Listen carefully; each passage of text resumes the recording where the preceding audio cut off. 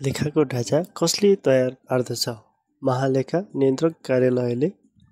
लेखाको ढाँचा कसले स्वीकृति गर्दछ? महालेखा परीक्षकको कार्यालयले। कार्यालयको नगद कसको जिम्मामा रहने व्यवस्था रहेको छ? आर्थिक प्रशासन शाखा प्रमुख। लेखा उत्तरदायी अधिकृत भन्नाले कसलाई बुझिन्छ? सम्बन्धित मन्त्रालयको सचिव। सबैभन्दा पुरानो लेखा प्रणाली कुन हो? वासिलबाकी श्रेष्ठ प्रणाली। जिन्सी श्रेष्ठ प्रणाली कहिलेबाट लागू भएको थियो? विक्रम सम्वत 2020 माघ 1 गतेबाट लागू भएको थियो। केन्द्रीय तहसिल कार्यालय कुन मन्त्रालय अन्तर्गत पर्दछ?